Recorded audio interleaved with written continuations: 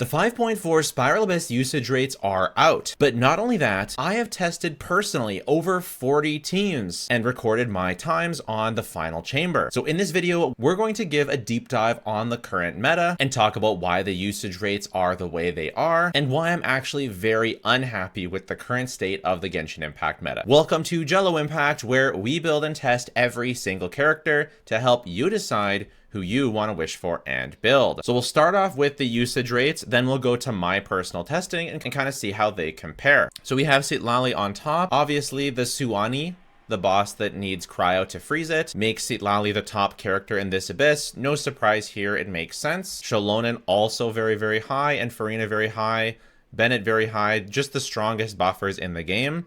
We get a big swirl buff on the first side of the Abyss, and the Abyss does enjoy grouping, so Kazuha is very high here. You know what's really funny though? The more well invested your account is, the easier it actually is to kill those enemies, and because there's so much multi-wave, Kazuha has to keep going back on field to refresh the buff. And so if you have an account like mine, Kazuha can result in a very modest improvement, and if your account is very well invested, he might even be a time loss, just because the enemies are squishy, and it really depends on the team, and obviously that's not for everyone. But for example, these Eremite guys, there's 3 waves of 3, and sure, it's nice to group them up, but they start relatively grouped up, so if you have powerful attacks, you can often just kill them.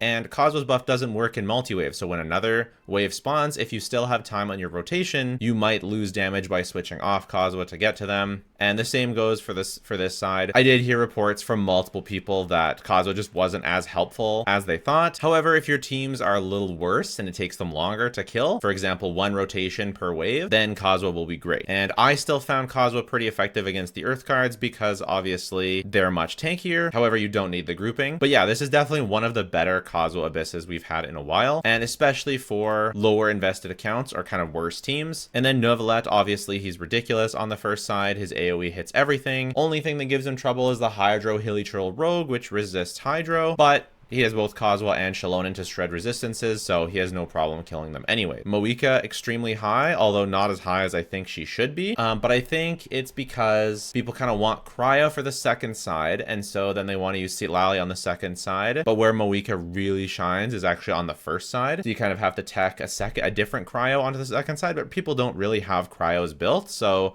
it totally makes sense where she is. But you'll see why later when I talk about my personal testing. Well, let's take a super quick look at this and then go back and forth. Arlecchino, very high. She's obviously very, very good on the second side here. It's a single target abyss. Wriothesley, very high. I feel like Wriothesley mains are just the most dedicated mains. He's one of the lowest or owned characters, but his mains are just so committed. And so he's always super high on the usage rates, which I find just hilarious. Zhongli, very high. Baizhu, very high. I think it's quite nice to have a shield, especially on the second side, so I can see Zhongli. And the Abyss, the DPS checks feel fairly low in this Abyss, and it's nice to have that shield. So there you go. Yolan, Chaska. I think any Abyss that's straight single target, you'll see Chaska doing well. Mizuki is fairly high. She is the lowest summoned for character ever at 2-point-something% ownage rate, with her obviously being very bad and people waiting to get her for free on the standard selector later this year. Hyperbloom doing fairly well with Naya and Xingqiu. Anytime that there's a single target abyss, Hyperbloom is going to be pretty high. Shenhe being pretty high. Again, you need cryo. That's another good thing for Chaska, is that she needs cryo. Shengling, Nilou, finally a good abyss for Nilou. Emily, Kokomi, Sijuin. The rest sort of makes sense, fairly standard stuff. Nothing too surprising here. We do have Mualani at 8.3%. Mualani's an insane character. Very, very strong, but she will also drive you insane playing her, and most people don't want to deal with that. Yeah, Abyss feels kind of mid for Navia. Second side would be good for her, but she finds it kind of tricky to tech in a cryo, and the second side does want a cryo and kind of melt or some other reaction, so it makes sense that she's a bit lower. First side is pretty bad for her. It's pretty annoying. Lanyan, fairly high for a 4-star, I guess. We don't have very many 4-stars that are much higher, because most people have 4 stars, and you're already wanting to use Citlali as your shielder, and so they kind of fulfill the same role. Lowest used 5-star, Diluc, or Aloy. Lowest used limited 5-star, Albedo. Sino makes sense. Sino's very hard to use these days. Multi-wave, AoE. It's rough out there. So for my testing, and then we'll look at teams and we'll compare everything. I've arranged it into just different colors for the different second tiers. Doesn't really matter, like what color it is, doesn't really matter. It's just arbitrary to make it easier to look at. And I will post this on the Tactor article, so if you want to check it out, you can check the Tactor link in the description. But Mavuika, and so, okay, so I did my testing, like my written down testing on the final chamber, but that also means I had to play through the first chamber. And so if a team wasn't really up to snuff on the first 2 chambers, then I either didn't record them or noted that, and then I didn't test them on chamber 3 because I want them to at least be good. And I chose chamber 3 because it is AoE, so there's 2 waves of 2 enemies. It is multi-wave, as opposed to the last Abyss, where when I did this before, it was versus the Snorlax, the gluttonous Yoimiya. So the last one was really single target. This time I wanted to do AoE since we have it. I wanted to do the second chamber, but with the Hydro Hilichurl, I didn't want to nerf Novelette and Mualani. I wanted it to be even. And the first chamber, the Eremites are just too squishy. They just die too quickly to really be enough of a challenge to test. Even as you'll see, the Runedrake Earth Guards were also coming out fairly squishy. So it just would have been an absolute joke against the Eremites. So that's why I choose the Ruindrakes. We did C0 R1, C6 R1 for 5 stars and 4 stars, unless otherwise specified. We did no positive buffs cards. That's because the cards change every day and it took me multiple days to do this testing. And some characters benefit more from some cards than others. And I just don't like that additional layer of RNG. I want it to be as neutral as possible. So we didn't use any positive Abyss cards. And we're looking to check AoE and Multivave. There is a swirl buff, but it is fairly inconsequential. I wasn't really too worried about how this swirl buff impacts the different characters. First thing to note, Mavuika. I tested multiple teams because there's still this narrative that Mavuika needs Shallonen and needs to, Mavuika needs 2 Natlin Cryo. So we tested Shallonen. We tested Diona, we tested Sucrose. All of them were able to clear in just 28 seconds. This is about the time it takes for just Mavuika to get her animations out in 2 rotations. The only way you could improve this time is if you could 1 rotate the entire chamber, and I don't think that's possible with my Abyss levels. So that's the first team, is the Mavuika Hyper. And frankly, it's just absurdly ahead of everything else, because you might think, oh, look, there's Wriothesley. He's so close. No, Mavuika, Citlali, Bennett. The only thing Wriothesley did on this team, he used his burst to apply extra cryo for more melts, and he did a tiny bit of on-fielding, normal attacking, and basically the time he spent on-field was what increased the time it took here. It's the same with this Kaniche team. It's the same with this Novelette team. It's the same with this Chaska team. It's the same with this Arlecchino team. All of the teams that use Mavuika, Citlali, Bennett are just Mavuika carrying the team because her AoE is just so much better than any other character. The original idea was to use Chaska, because Chaska already wants Bennett, Citlali, so you throw Mavuika on there, you use the burst, you switch to Chaska, you attack. In single target, you can get away with this, and Chaska is not a DPS loss, but in AoE, Chaska does not do good AoE damage. So you're just better off staying on Mavuika and just killing everything with the 3-man core. So the 3-man army is basically just carrying most of these teams. Ayaka is a little bit different because she is replacing Citlali on this team. So she's the solo cryo applicator. So that's pretty fun. If you don't have Citlali, you can use Emblem Ayaka. And then Novelette replaces Shallonen, Bennett with Shallonen. Novelette does a little bit more damage on this team. You're actually using Novelette on field on this team, and it's not as much of a loss. So that's okay, I guess. But yeah, all of these teams from here up, the top 10 teams, are all just Mavuika Hyper carrying a 4th character. So yeah, but the Mavuika oppressiveness doesn't stop there. We've got Mavuika dual DPSing with Cloran. It's not as much of a carry. Cloran and Mavuika, Cloran's doing a bit more than half of the damage, but it's still, way above Cloran's 2nd best team. Mavuika is doing huge contribution. We've got Gaming here using the Bennett, Citlali, Shanyun core. I'm pretty bad with Gaming, so I got my friend to do it. He got 39 seconds. It is a bit painful to line everything up, but Gaming was able to get an excellent clear. My C2 Raiden with, again, Mavuika carry, 39 seconds. I used Ganyu as the solo cryo. That was a bit tougher because her cryo application's not as intense as Ayaka's. Could probably reset more. Mualani did pretty well, 40 seconds. Raiden with Sara, Mavuika Yai. So this is Novelette Hyper, so this is the most popular team. 43 seconds, very, very good time. Navia with Mavuika got 43. Arlecchino using Silali Bennett Shalonen. The AoE is a bit too wide. It's a bit too far apart for her to consistently melt against both enemies, so that's why her time isn't as good. Kinich using Mavuika but not with Silali and using, you know, the Emily stuff is around here. Cloran's non-Mavuika team over here. Novelette with a shielded team, not too far from his grouping team. Cloran with her shielded team. Nilou, Yelan carry. It's just Mavuika carry again. Ito carry. It's just Mavuika carry again. Cloran aggravate. Chaska, Hu Tao, C1. I think my friend with C0 Hu Tao got 105, so this could probably be optimized. Hu Tao plunge could probably be optimized. It's hard to hit. It's hard to hit both, but it was possible. This is like C0 Hu Tao, the plunge one. Alhaitham, Wanderer, Ayaka, Zhao, Ayato, Kokomi, Mizuki.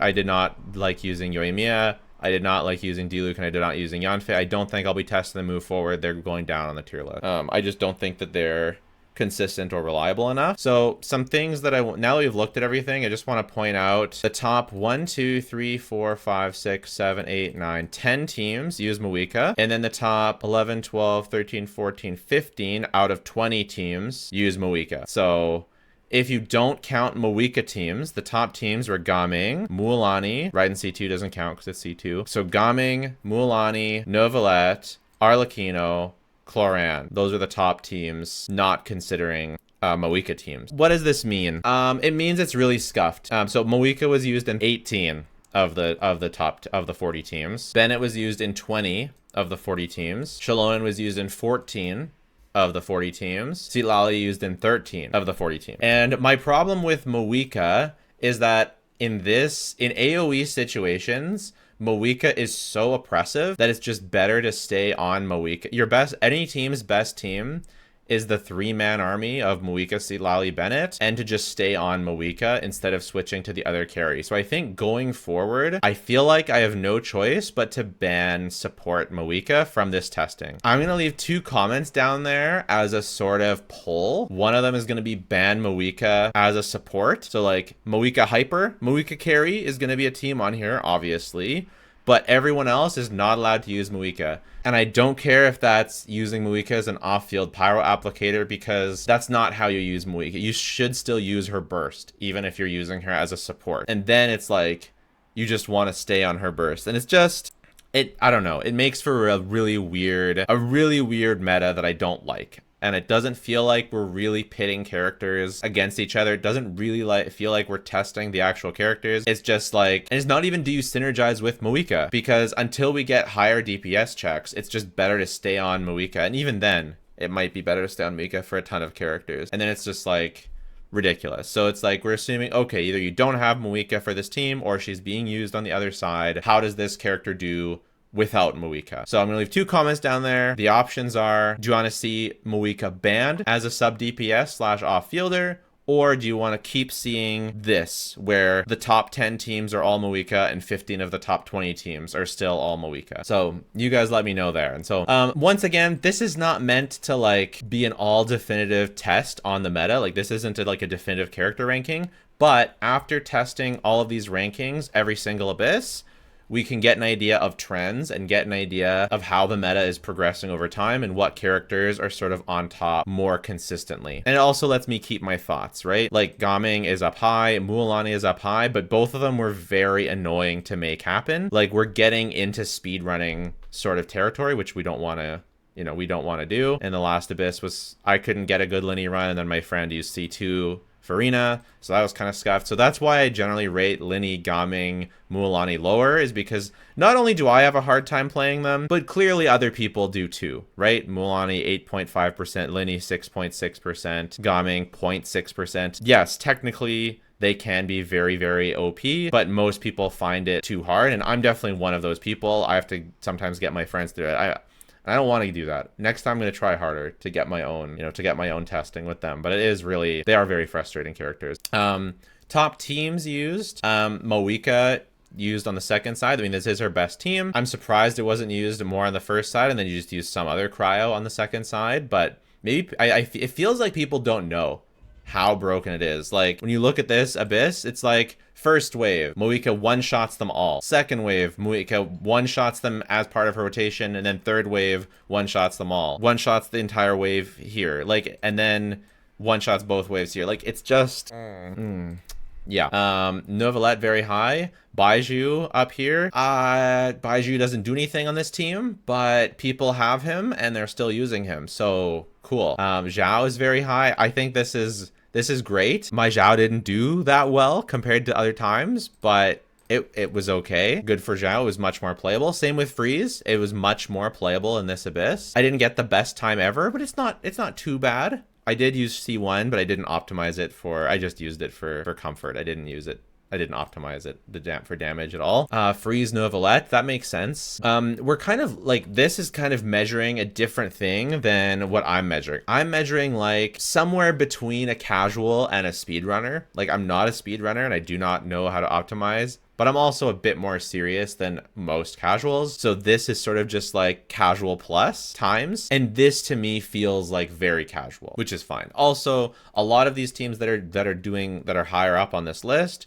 are good single target teams. The second side of this Abyss is very good in single target, and I was testing AoE. So it absolutely makes sense that a bunch of these teams would be higher up when they're not as high up on my list, right? But I do find it's funny with Zhao being the fourth most used team, but it's so low on how well it performed for me. Baiju used a lot more of this Abyss. Novelette up in usage. Kazuha up in usage. Risley up in usage. Nilou, makes sense. All of this makes perfect sense. Sijween getting a boost. Pretty cute. And then way down in usage, Kinich, way down, barely used at all. Chaska way down, Ororun way down, Mavuika way down. This one's the weirdest one to me because Mavuika is still so oppressively strong, but she's used less. I don't know why. I don't know. Arlecchino down, Emily down, Hyperbloom slightly down, Chlorand a little down. Very interesting. Let me know what your thoughts on the meta are. I'm still very interested in really diving in and testing every single character and showing you, because I usually do this testing, but I don't do it so methodically, and I definitely haven't made a sheet like this before, but I'm really excited about, you know, keeping these sheets going. And obviously it's just me, it's only one man's opinion, but that's what this channel is. This is one man's opinion. This is not meant to be the definitive ranking. This is my ranking, and this will hopefully go in conjunction with all the other people that are out there, and this is my personal ranking and personal experience for me to build and test every character to help you decide who to wish for and build. It's not meant to be totally objective. It is meant to be my subjective experience with a mostly objective account. Like, most of everything is C0 R1 as kind of a baseline, and the couple places that it isn't, like Raiden C2, I think that in Hu Tao C1, I think there's reasons for that. Like, a lot of these mains will have C2 and R1. I mean, you could argue most Novelette mains would too, but Raiden and Hu Tao need it because they're older. Novelette doesn't need it. Okay, let me know your thoughts. Subscribe if you enjoy this content. And if you don't want to do that, that's totally fine. Just watching the video has been more than enough. Thanks so much. Bye for now.